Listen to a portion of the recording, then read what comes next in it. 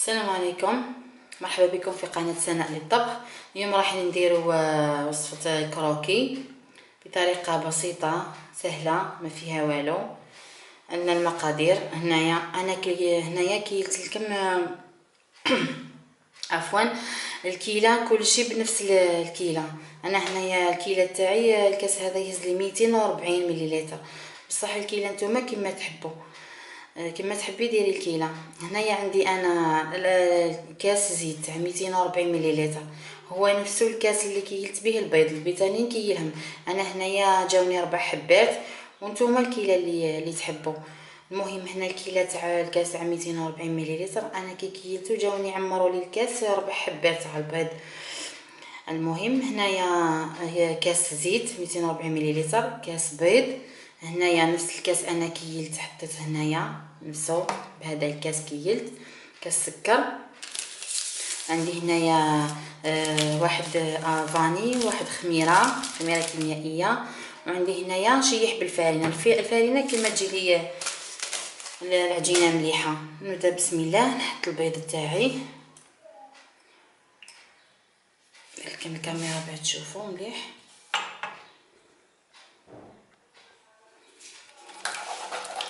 البيض تاعي نحط معاه فاني ونخلط هذيك الفاره تاع البيض.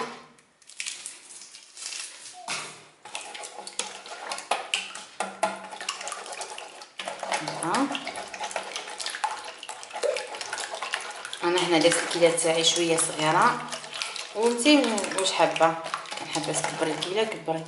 نحط السكر هنايا بنفس الكاس بعد. طريقه سهله بسيطه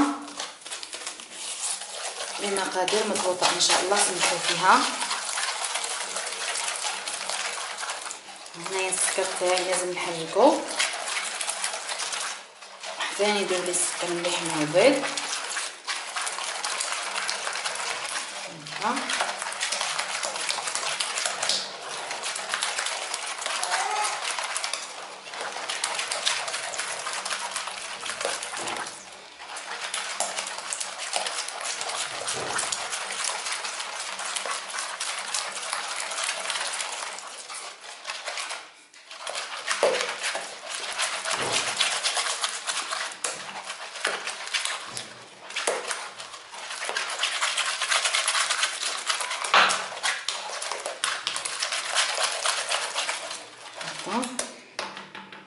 نزيد نضيف الزيت تاعي.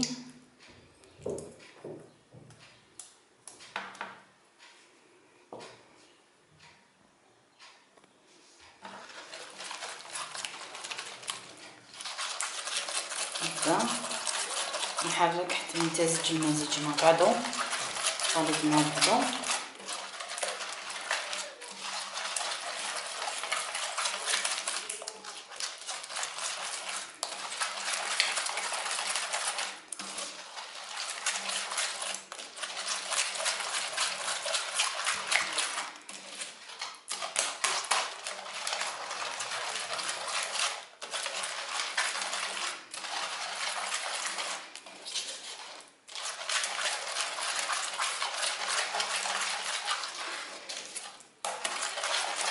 هكا شفتوا المزيج تاعنا كراه رجع ثقيل متجانس. داك نبداو نحطو في الفرينه، وما ننساوش باكته الخميره تاعنا. بسم الله. الخميره عفوا الفرينه تاعي كنت انا غربلتها، هذه باينه باهي. دخلنا الهواء مليح، درنا العجينه تاعنا مليحه خفيفه.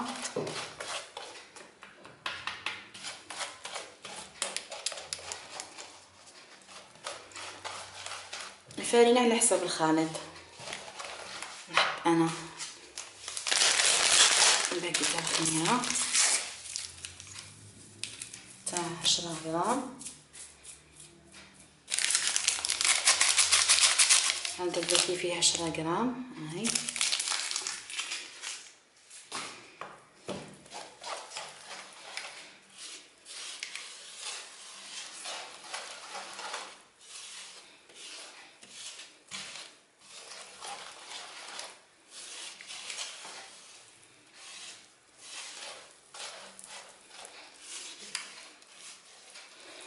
نقول لكم واحد الحاجه في الفيديو هذا، مانيش قاعده نلقى في تجاوب كبير مع لي فيديو تاعي، مع اني نمد الوصفه بكل امانه، ما نخبي حتى اي سر من الاسرار النجاح تاعها.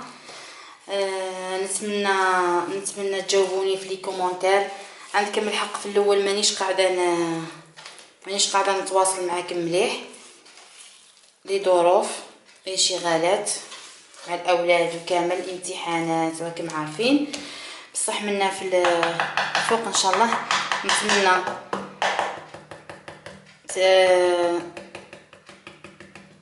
تواصلوا معايا في لي كومونتير، نجاوبكم ان شاء الله. ديجا انا بديت نجاوب، وان شاء الله نلقى الدعم منكم، تخيبونيش بربي ان شاء الله. هذا اذا نكمل الفرينه تاعي بيدي حتى نتحصلوا على عجينه طريه.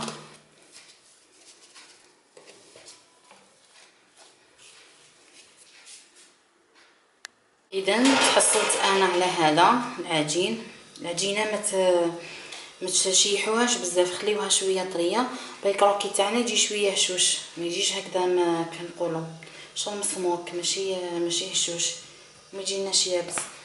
هذا هنا جبت انا بلاطو تاع الكوشه. هنا انا ما نرش فيه، طريقتي ما نرش فيه الفرينه، ما نحطلوش الفرينه، نحط الزيت. هذه الطريقه هائله. حط شويه تاني زيت في يديا باه ما يثقليش العجين، ونبدا نديرو ان شاء الله. نجيب شويه من العجين تاعي، بسم الله هكذا، ندي شويه زيت منه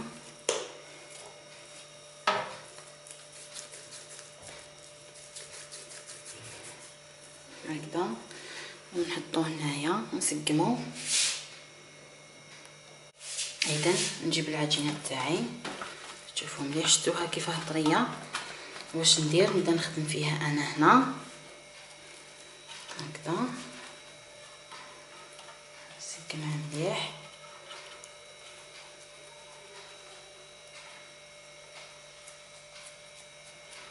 اذا كان لقيت العجينه تاعي بزاف نحي منها.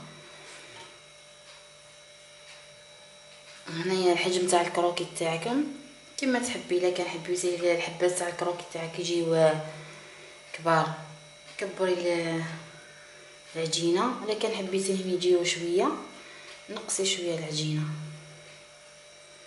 هكذا. هاني درت الاولى، نزيد ندير معكم الدوزيام. نجيب شويه زيت منه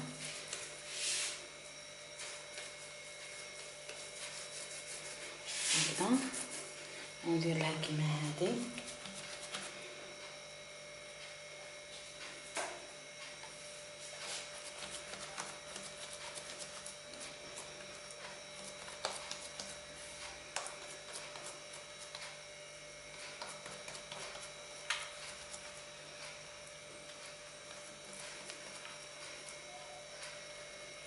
نسقمها كما الاولى.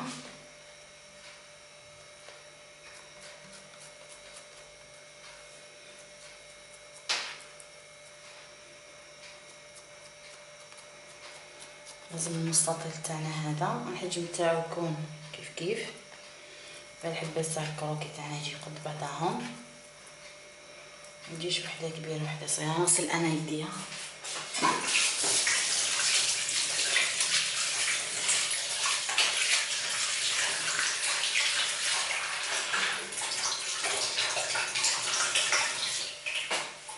هكذا. تحصلنا على هادو،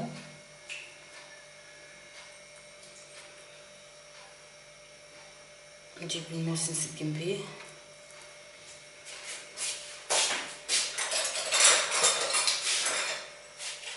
ونجيب فرشيطه تاعك نحتاجها، الموس نسقم بيه منه هكذا.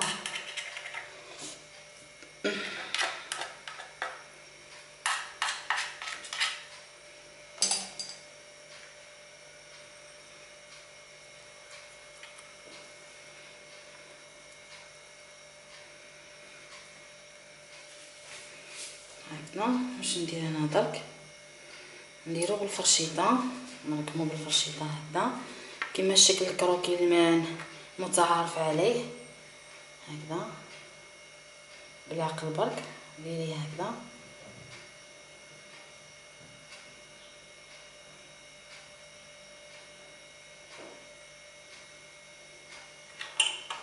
نتمنى الطريقه تاعي تعجبكم وقولوا لي لي فيديو تاعي واش يخصهم واش نزيد ندير واش نقص قولوا لي في لي كومونتير اسكو الطريقه تاعي تاع الشرح مانيش قاعده نشرح مليح وعاونوني نصحوني هكذا نجيب انا حبه بيض ندربها مليح وندير بالبانسو الكروكي تاعي وندردر عليه شويه سكر.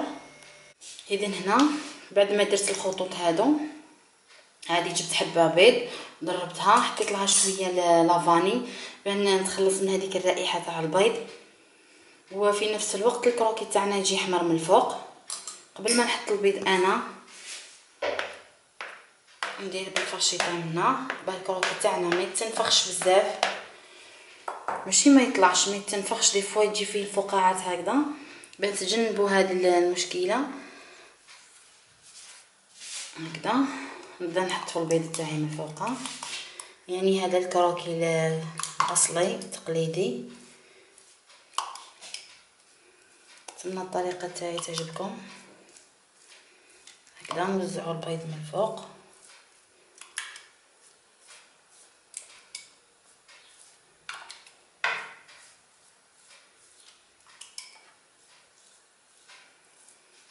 هكذا. باش ندير انا راح نكتفي بالسكر ندردر فوق ومن فوق برك باه تجيني هذيك القرمشه وتجيني الحموريه والتزيين اختياري.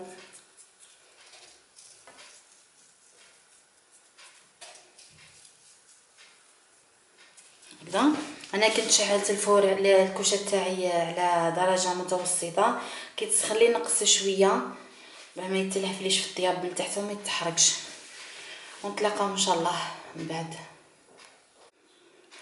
اذا ها الكروكي تاعنا بعد ما خرجته دخلتو انا للكوشه ربعة غير ربع صافي الدالي دركا يبدا 15 الدالي حوالي 20 الى 25 دقيقه الدالي 25 دقيقه يوجد لك ان شاء الله.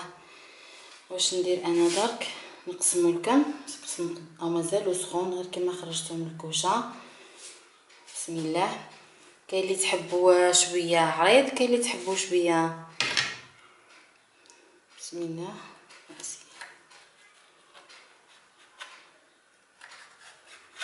هكذا اللون تاعو جا ما شاء الله هكذا.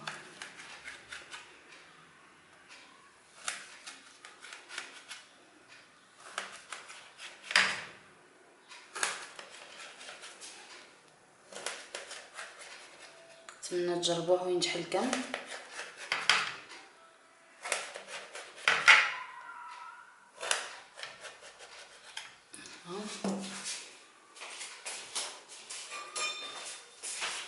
أنا نقولكم في الحاجة بكل أمانة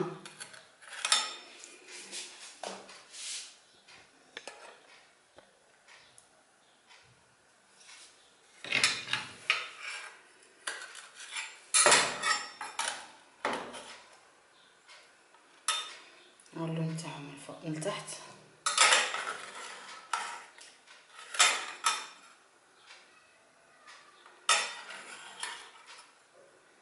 هاو السمك تاعو والله غير الله يبارك.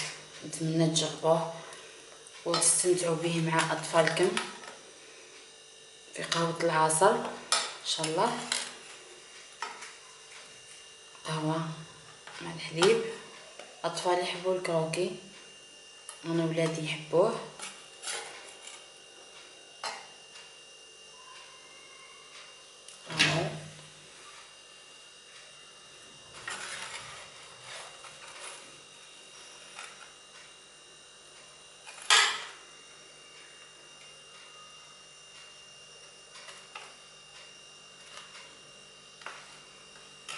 يعني انا والله غير كي قاعده نصور درك، قاعده كي نقعد ندير لي فيديو هادو معاكم وكامل، والله غير راني قاعده نستمتع مالغري التعب وكامل، بصح والله غير راني قاعده نستمتع معاكم. نزيد نكمل نقسم هذه.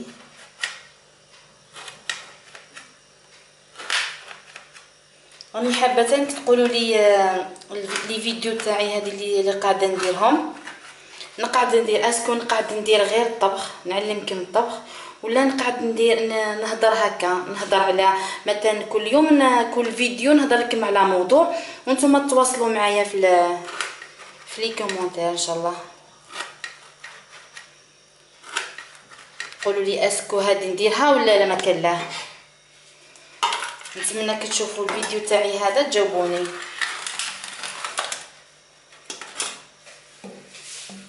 هكذا ها هو الكروكي تاعي، ها هو اللون تاعو جا شباب، الله يبارك. كمل انا نطيب الكروكي تاعي اللي مازالي باسكو مازال لي، ونعاود نرجع لكم ان شاء الله ان شاء الله. اذا ها الكروكي تاعي طاب لنا ان شاء الله، ان شاء الله تجربوه كيفيه يعني ناجحه 100%. ان شاء الله تجربوه. نمد لكم كنصيحه تاني كي الكروكي تاعكم ما تخليوهش للهواء كيما يطيب، قسموه وطيوه بحال خليوه يبرد طبعا، خاطرش ما تخليوهش يبرد يدير لنا يندى شغل يطرالنا وما يعود ماشي مليح. باه نحافظوا عليه لازم نحطوه في حاجه هكذا ونغطيو عليه، نغطيوه ونخليوه باه ما ينشفناش. وفي الاخير نتمنى الفيديو هذا يعجبكم وتجربوا الطريقه تاعي وتتواصلوا معايا في لي كومونتير ان شاء الله، وتنصحوني كما قلت لكم في الاول. ونتلاقاو بربي ان شاء الله في فيديوهات اخرى ان شاء الله. ما تنساوش المشاركه كما العاده، والى اللقاء.